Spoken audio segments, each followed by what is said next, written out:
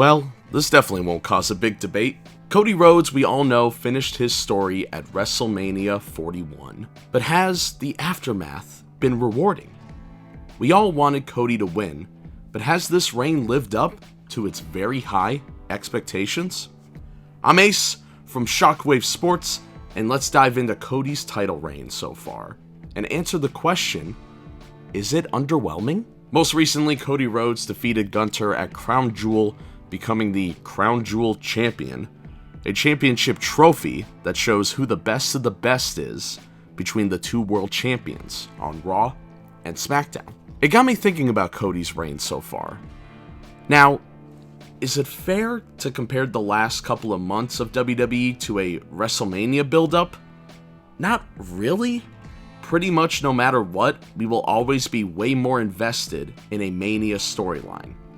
It's just how WWE works. January through April is when most people watch every week, no matter what, and get excited. That does not excuse the rest of the year not being at least interesting enough. Triple H did say at WrestleMania 40 we are just getting started, and I believed him. This is the same guy that booked NXT takeovers back in the day, and no matter what month they were in, they were always some of the best wrestling shows of the year. It started out pretty good when a match at Backlash against AJ Styles in France. The atmosphere no doubt elevated this match. It was the perfect first title defense for Cody. Next, he faced Logan Paul at King and Queen of the Ring.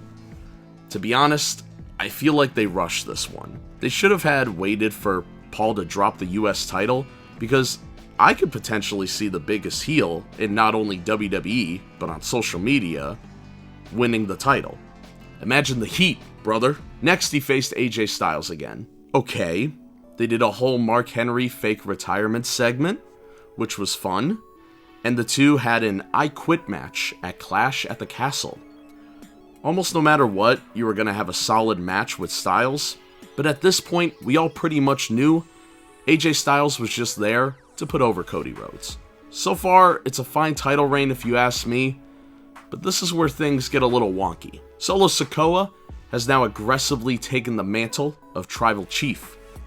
He kicked out all the other original members and brought in Tama Tonga, Tonga Loa, and Jacob Fatu.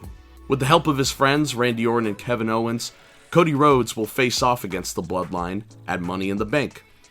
The Bloodline did win, securing a championship match for Solo at SummerSlam.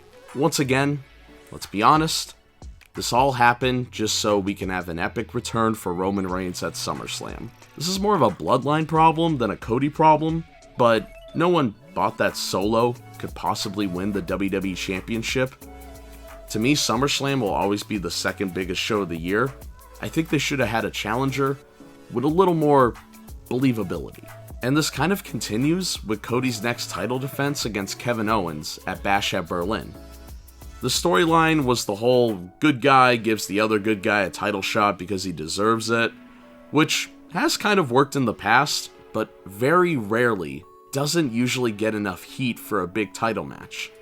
They put on a great match, no doubt, but I don't think there was a strong enough story there, at least at this point.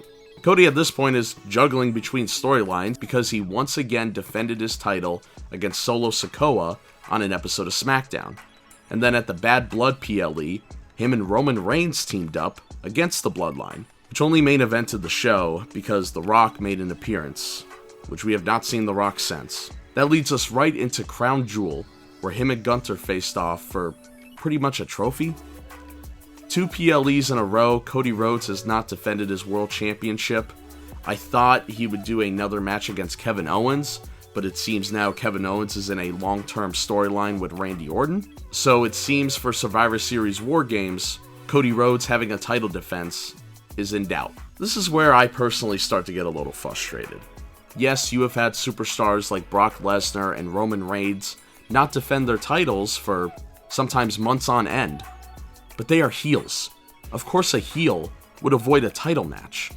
But when you have a character like Cody, who defeated the big bad heel, you expect him to be a fighting champion, much like the big faces before him, like John Cena and Bret Hart. And you could argue there is no competition for Cody, and there is nobody believable. But look at the title reign right before him. When Roman Reigns did wrestle, he elevated talent like Jey Uso and Sami Zayn, where people were actually arguing whether or not they should win it. That has just not happened with anyone Cody Rhodes has faced yet. Every opponent he has had, people are pretty much all in agreement that Cody should win that match, no matter what. And that's more on the booking than the wrestler themselves. I think of John Cena's title reign in 2007, which I know at the time got a lot of hate, but him going up against somebody different almost every month built up so much prestige in that title, and as a face. So when he did finally lose it, it was a huge deal. Now we're in a situation where Cody is not really defending the belt, and then you have The Rock looming over all this, who's gonna walk in and possibly take the belt at WrestleMania. This just feels like the kind of stuff that would have happened under a different regime in WWE.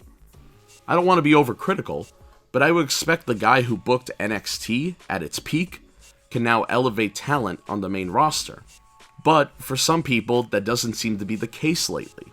Guys like Montez Ford have recently criticized some of the booking, and I think for a lot of fans, it just feels like we are in a giant waiting room.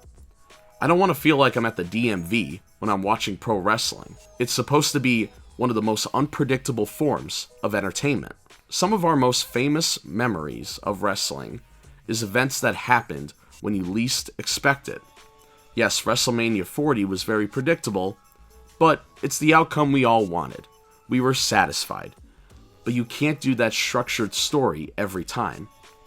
To compare it to something in pop culture, we all loved Avengers Endgame. But if we had a movie like that every year, it wouldn't feel as special and would feel more lazily structured. I think Cody deserves to have a long reign, but I just want WWE to keep me on the edge of my seat.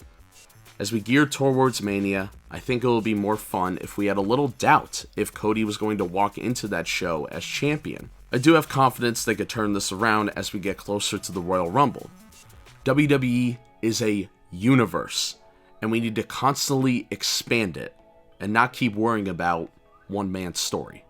Thank you all for watching this video. Let me know what your opinion is on Cody's title reign so far.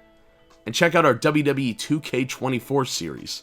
It is the #1 destination for your creative wrestler. Subscribe, and I'll see you all in the next video.